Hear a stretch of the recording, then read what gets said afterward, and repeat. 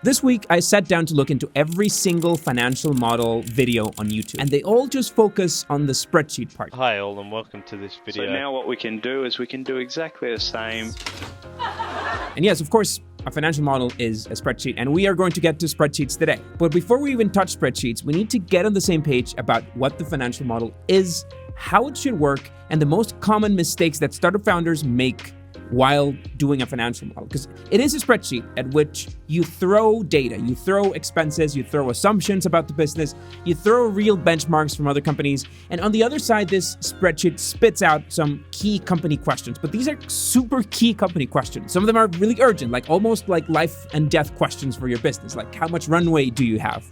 Which means how long do you have until you run out of money? Or can you afford that new hire that you're planning, or that new marketing campaign? Or if you're looking for investors, how much money exactly do you need to raise and by when? I've seen way too many founders just put in that we're raising $1 million with no backing of any numbers and not having run the math. And of course, what happens is that this falls apart the moment that investors start asking questions about what they plan to do. Now, other answers more midterm, like how big can the company get, or how much will it cost to get that big, or how effective will this marketing campaign be, or what the company valuation is today. Many companies, most companies I see, honestly, approach this by just putting out a few revenue assumptions or a few user acquisition assumptions. So this is how many users that we're going to get. We're going to get 10% more customers every month, and therefore this is how much revenue we're going to make every month. Or even worse, they'll just say revenue is going to grow 10% month over month for the first 3 years, period.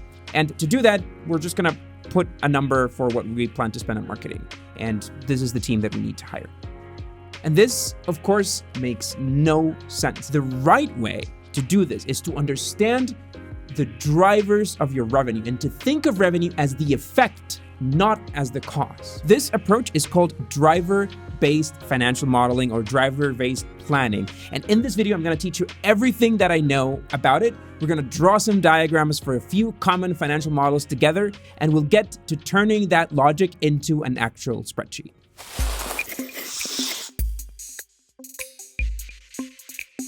So like I said, we're not getting into spreadsheets just yet. We work on dozens of these financial models for customers every year, and every single one of them starts with a canvas. Color coding here is green for revenue, red for costs, any expense that's directly proportional tied to revenue, like your servers or product manufacturing costs.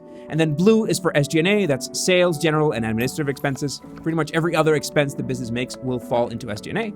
And then yellow is for CAPEX, that's capital expenditures, which are expenses of cash that buy assets, like computers or stuff that you own that still has monetary value, even though you've spent dollars to buy it. Now, this color coding is used pretty much across every single spreadsheet that we do, so it's pretty easy to navigate and to tell what is what across the different pages. I've also placed links to all of these templates in the cards of the video, so you're going to keep an eye on those in that corner. Now, each of one of these categories is, of course, split into others, and most of them are pretty easy to grasp. For example, you can budget your rent or add your subscriptions to estimate how much the bill will be at the end of the month. Inside of SG&A, the easiest connection that you can make is connect your headcount to the cost of this tool. For example, your G Suite will be $6 a month per user. So you know that for every new team member that you add, you're going to pay Google an extra $6. If you work out of a co-working space, that's probably about $500 per seat. So again, you can tie those numbers together to always have an accurate estimate of what the expense is going to be. Now that is the easy part. I want to get to the good stuff.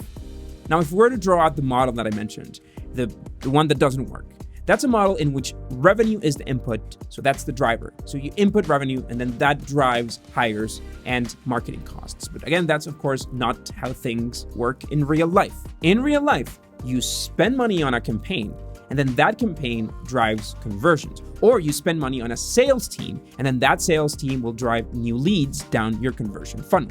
Both that marketing campaign and that sales team are the drivers. They drive the revenue. But most importantly, they are blue boxes. You need to spend money so that if the campaign is effective, it'll drive revenue. So this is a blue SG&A expense box. When you look at this on a spreadsheet, it doesn't really make that much sense. And that's why I think people get very lost. But visually, I think it's a lot easier to grasp, and that's why we always start there. And it's these KPIs, the numbers in the arrows, that function as a reality check to see if your assumptions are real. For example, it's common knowledge that a cost per install for an app will range between $1 and $3 in the US, or that the cost of a click via Google app will rarely cost under $1. So this benchmark will help you keep your assumptions within reality. So let me show you a few common financial model examples. An app, for example, is driven by marketing costs, and those drive downloads. A percentage of those downloads become active users, and a percentage of those active users pay whatever subscription or in-app purchases you're selling. A B2B platform, on the other hand, will probably spend marketing dollars to drive new leads, to jump on a call with your team. Those leads will need to be processed by a human sales team. That's an expense. And maybe 100 leads per agent per month. And some of them will end up converting to revenue. So that driver marketing budget could be a lot of things, a combination of things. Could be sponsoring a booth at an event, or it could be Google Ads or influencer marketing. So your head of marketing will have to run performance numbers and understand the conversion rates and the cost per lead of each one of them separately. And that can easily be dozens of campaigns at the same time. But what the financial model really cares about is the macro trend, the general number. How much did we spend total, and how much did a lead cost? And of course, you can balance how simple and complex the model gets depending on how savvy you are and how well you understand these metrics. In its simplest form, you could go from the paid marketing budget to the cost of converting a new customer. In a more complex example, you can account for website traffic first, then signups, then monthly active users, and finally conversions. Okay, I want to pause for a second to clarify that the key here is not for the model to be perfect and to take every single thing, every single KPI into account. The key here is for the model to be useful for you.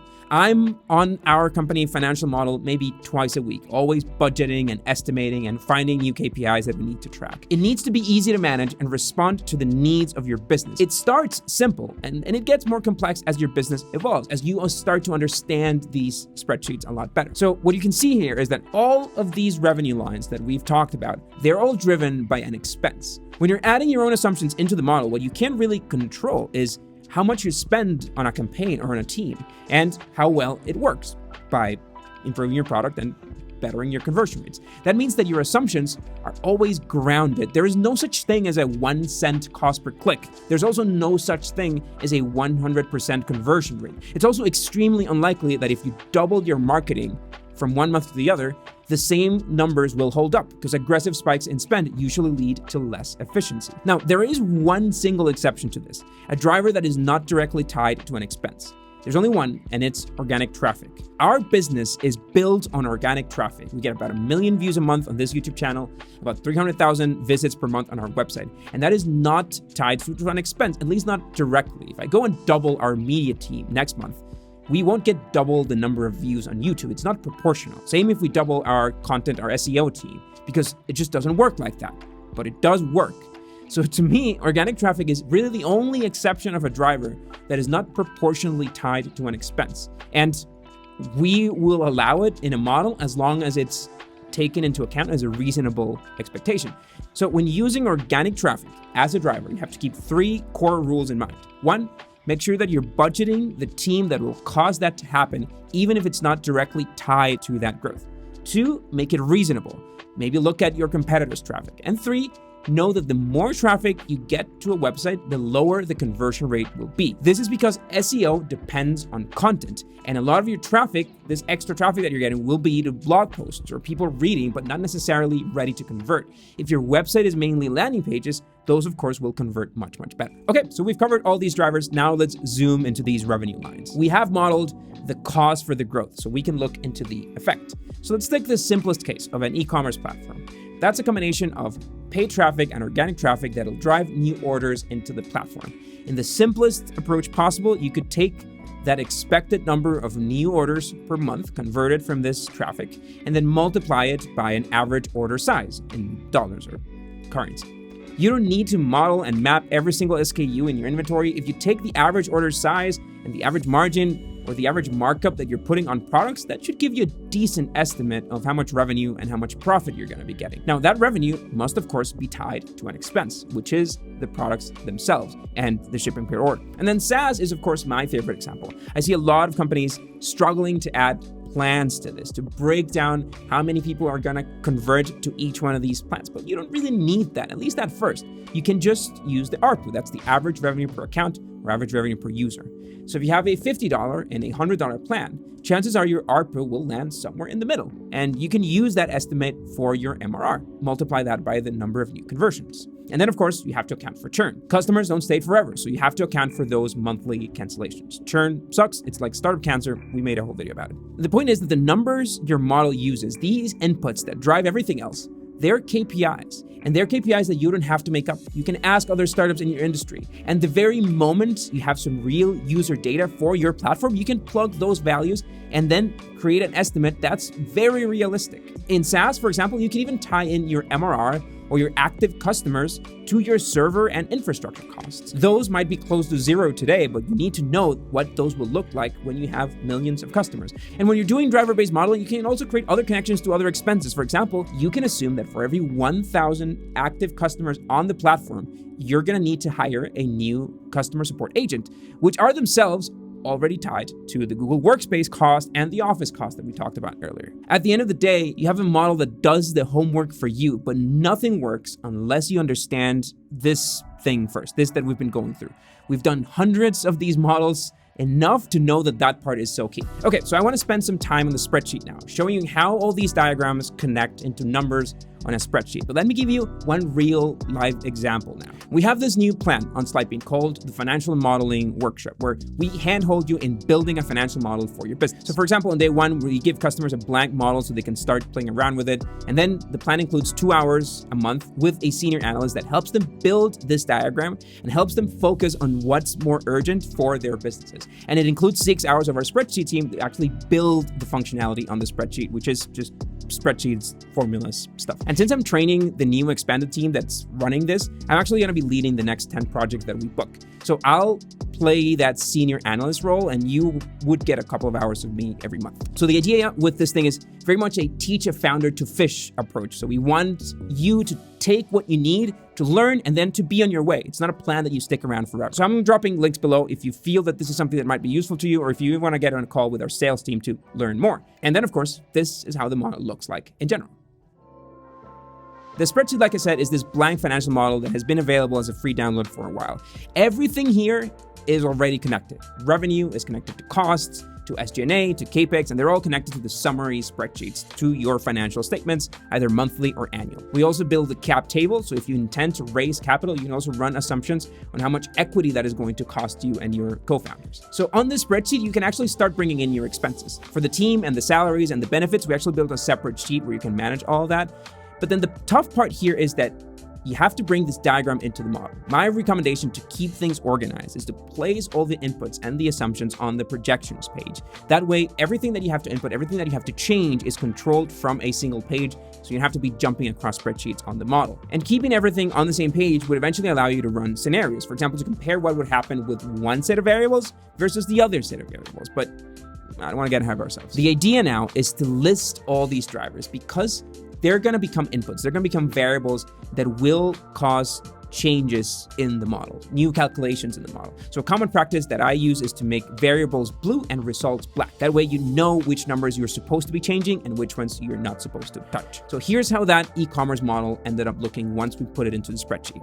We have the organic traffic, we have the paid traffic as drivers. We have an average order size, we have shipping costs, and then we have margin per order. Now in this case, we also added some functionality for reordering. So essentially, we're saying that a set of the customers that make a purchase become regulars, and they continue to make a set of orders per month, not from new customers, but from existing customers. So it's a bit of a loop in the model structure. On the mobile app financial model, for example, since there are so many possible ways in which an app can be monetized, the main driver here is monthly active users. That's a driver for the revenue lines, from ads to in-app purchases to subscriptions. But again, monthly active users is itself driven by real blue boxes marketing efforts. Connecting these formulas in the background, that's the easy part. It's tedious, and that's the part where our team can help the most because they're super fast and they're super efficient at doing this. They do spreadsheets all day. But again, the key to all of this is you, founder, understanding what's happening behind it, understanding this logic behind the model. Okay, so time for all the resources.